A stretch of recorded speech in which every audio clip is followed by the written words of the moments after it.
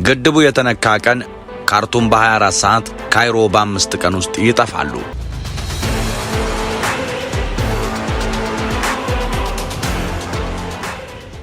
ብዙ ሰው የኢትዮጵያ ህዳሴ ግድብ ራሱ የጦር መሳሪያ ነው ሲል ምን ሊፈጠር እንደሚችል ብዙም አያስበውም።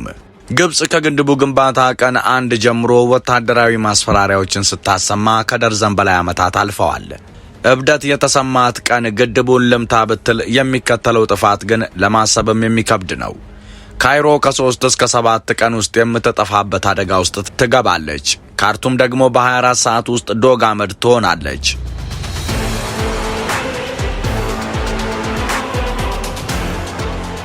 ኢትዮጵያ ግድቡን በመጨረስ ራሷን ከማስከበር አልፋ ከዚህ መልስ ግድቡን በጦር ጀት በአየር መከላከያ ስርዓት አጥራ እንደ ቀድሞ የምትጠብቅበት ጊዜ በራሱ አብቅቷል።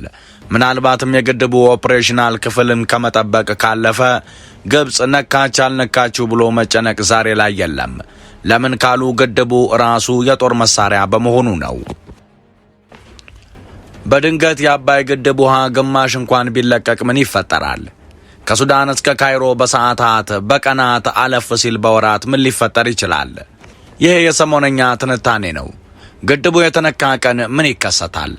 አሰቃቂ መዘዙን ለማስቃኘት እዚህ ተገኝተናል። ደረጃ በደረጃ የተከፋፈለውን ውድመት ምን ይሆናል ካላችሁ መልሱን ከጥንቅራችን ያገኙታል። ታዲያ ሰሞነኛ ለልዩ መረጃው ላይክና ሼር እንዲሁም ሰብስክራይብ በማድረግ ቤተሰባችንን ይቀላቀሉ።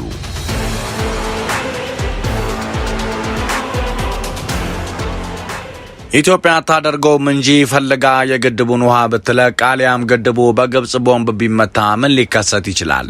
በአንድ ሳይሆን በ3 ምዕራፍ ተከፍሎ መታየት የሚችል ነው። የውድመቱ የመጀመሪያው ምዕራፍ የኢትዮጵያ ህዳሴ ግድብ ሆነ ተብሎ ቢከፈት አሊያም አንዳች ጥቃት ደርሶበት ቢፈታ ከ1.5 እስከ 2 ሚሊዮን ኪዩቢክ ውሃ ከህዳሴው ግድብ የሚያቆመው አጥቶ ደራሽ ሆኖ እያስገመገመ መሄድ ይጀምራል። ይህም የውሃ መጠን ከአባይ ወንዝ ዓመታዊ የውሃ መጠን ጋር ሲነጻጸር በ5 እጥፍ ሲሆን አባይ በዓመት 300,000 ኪዩቢክ ሜትር ሲኖረው ግድቡ ላይ ያለው የአባይ ውሃ 5 ዙር ሙሌት 5 እጥፍ የላቀ ነው። ሰው ሰራሽ ሱናሚ በሉት። ታዲያ በመጠኑ ለማሰብም የሚከብደው ውሃ የኢትዮጵያን ምድር ለቆ በመጀመሪያ ቀጥታ ጉዞ የሚያደርገው ወደ ጎረቤት ሀገር ሱዳን ነው።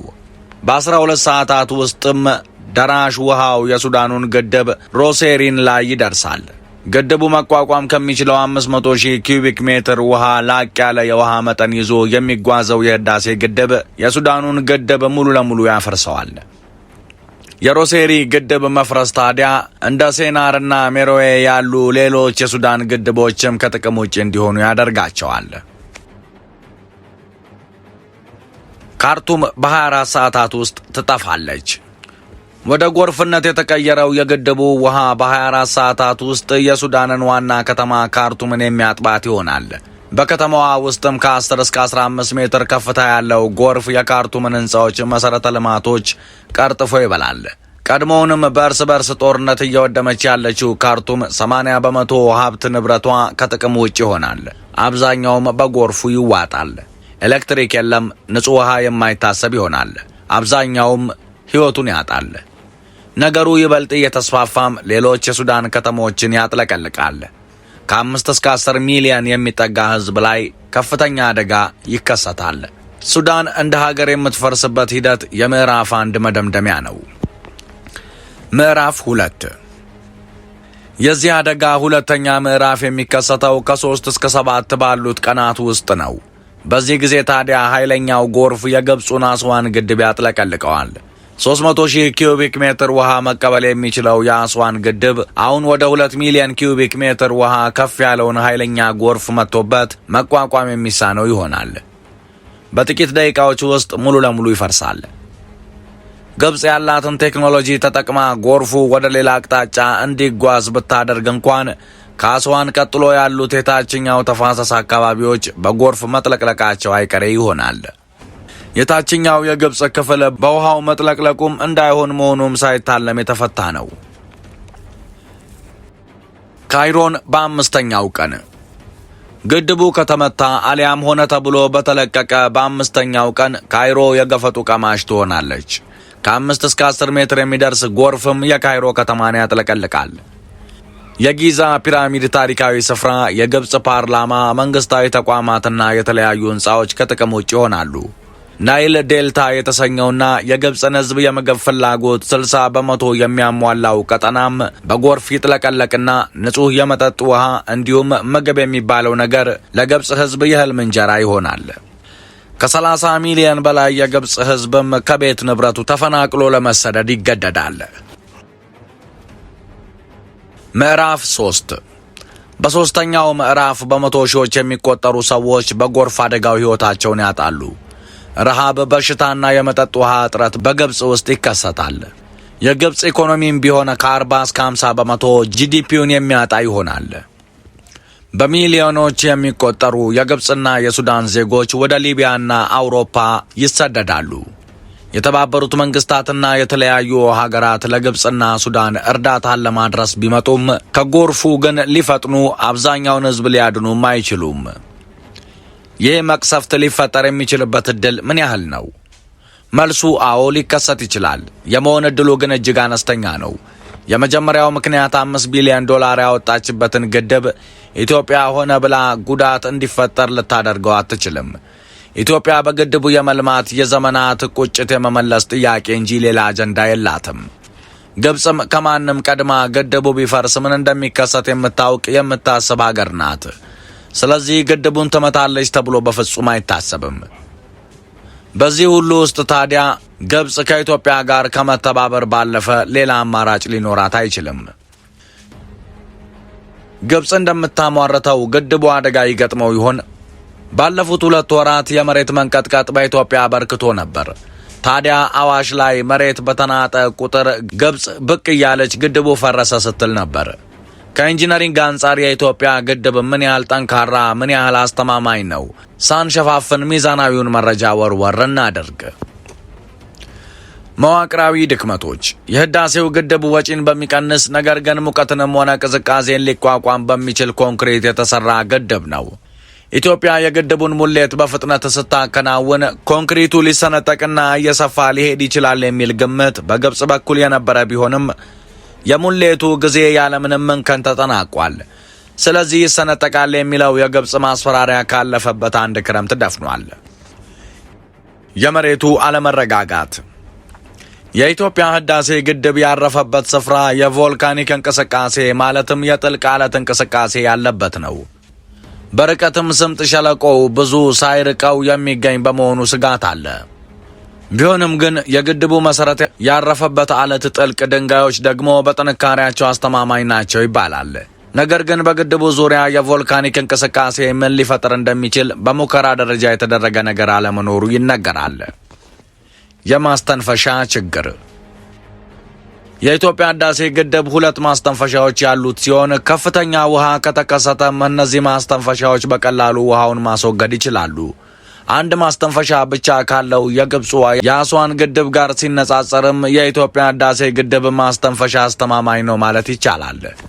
የተሻለ ደህንነቱ የተጠበቀ ነው። የቅድመ ማስጠንቀቂያ ዘዴዎች። የህዳሴው ግድብ በሴንሰር የሚሰራ መቆጣጠሪያ ያለው ሲሆን ማንኛውም የመሰንጠቅ፣ የውሃ መስረግ ወይንም የፍንጣቂ ችግር ሲከሰት ወዲያው ጠቋሚ ሲሆን ወዲያው ማስተካከል የሚያስችል ነው።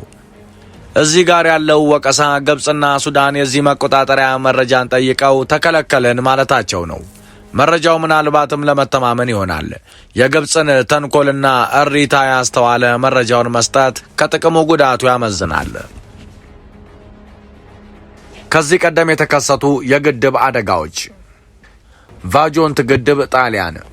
በ1963 በጣሊያን ውስጥ ይገኝ የነበረው ቫጆንት ግድብ በውሃ ተሞልቶ መፍሰሱን ተከትሎ በደቂቃዎች ውስጥ በአካባቢው ያሉ ከተሞችን ሙሉ ለሙሉ አስጥሟቸዋል። ለዚህ ግድብ መፍረስ ዋነኛው ምክንያት የመሬት መንሸራተት ሲሆን 250 ሜጋ ዌቭ በግድቡ አደጋ ተፈጥሯል። በርካታ ገደላማ ስፍራዎች ያሏት ኢትዮጵያም ጥንቃቄ ካላደረገች የመሬት መንሸራተት የህዳሴውን ግድብ ያሰጋዋል። ባንኪኦ ግድብ ቻይና። በ1975 በቻይና ውስጥ ይገኝ የነበረው ባንኪዮ ግድብ በተፈጠረ የታይፉን አደጋ በውሃ ተሞልቶ ከጥቅም ውጭ ሆኗል። በአካባቢው ያሉ 62 ያክል ግድቦች በወቅቱ አብረው ፈርሰዋል። ይህም በሱዳንና ግብጽ ያሉ ግድቦችን የሚያሰጋ ይሆናል። የሞሱል ግድብ ኢራቅ። በ2014 በኢራቅ ሞሱል የሚገኘው የሞሱል ግድብ የተሰራበት ኮንክሪት ፈራርሶ ከጥቅም ውጭ ሆኗል። ለዚህ ግድብ መፍረስ ዋነኛው ምክንያት ነው የተባለው ደግሞ በቂ እድሳት አለማግኘቱ ነው። ግድቡ የተነካ ቀን ግን በምን ሊነካ ይችላል? ምንስ ይከተላል? የግብጽ ወታደራዊ ጥቃት። ግብጽ የህዳሴውን ግድብ መምታት ከፈለገች እንደ ኤፍ-16 ያሉ ተዋጊ ጀቶችን በመጠቀም የህዳሴውን ግድብ የተወሰነ ክፍል ማፍረስ ትችላለች።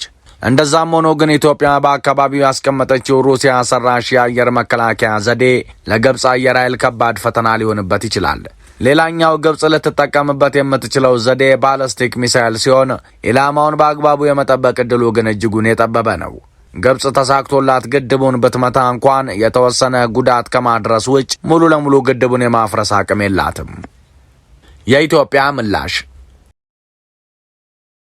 የህዳሴው ግድብ በተመታ ማግስት ኢትዮጵያ በቀጥታ የግብጹን የአስዋን ግድብ በድሮን አሊያም በሚሳይል ልትመታው ትችላለች። ይህም ግብጽ ውስጥ አደጋን የሚፈጥር ሲሆን መላው ግብጽ በጎርፍ የመጥለቅለቅ ሁኔታ ውስጥ የመውደቅ ዕድሏም ሰፊ ነው። ኢትዮጵያ ከወታደራዊ እርምጃ ባለፈ የአባይ ወንዝን አቅጣጫ በመቀየር የግብጽን የውሃ ፍላጎት ሙሉ ለሙሉ ልታቋርጥ ትችላለች። ዲፕሎማሲያዊ ውሳኔዎችና በአፍሪካ ህብረት በኩል ግብጽን ማንበርከክም የኢትዮጵያ ሌላኛው አማራጭ ነው። እንደ አውሮፓ ህብረትና አሜሪካን የመሳሰሉ ሀገራት ለግብጽ ድጋፍ ቢያሳዩም ቻይናና ሩሲያ ደግሞ ከኢትዮጵያ ጎን በመሆን ግጭቱን ሊቀላቀሉ የሚችሉበት ዕድል አለ። ማን አሸናፊ ይሆናል? ግብጽ የህዳሴውን ግድብ ከመታች ለአጭር ጊዜም ቢሆን የበላይነትን ልትወስድ ትችላለች። ነገር ግን ኢትዮጵያ በተለያዩ መንገዶች ግብጽን ከአባይ ውሃ ጋር በማቆራረጥ የረጅም ጊዜ ድልን በግብጽ ላይ መቀዳጀቷ አይቀሬ ይሆናል። በዚህ ሁሉ ውስጥ ታዲያ ሱዳን ከከፍተኛ ጎርፍ ውጭ የምታተርፈው ሌላ ነገር አይኖራትም። የግብጽን ሆነ ሱዳን ህዝብ ከመዓቱ ይጠብቃቸው እንላለን። እናም ከግድቡ ልማት አብስቶ ያካፍለን። እኛ እንዲህ መረጃውን አመላከትን። እርሶ ምን ይላሉ? ሐሳብ ይስጡበት። መሰናዶን አበቃን። ሰላም በምድራችን ላይ ይስፈን። ሰላም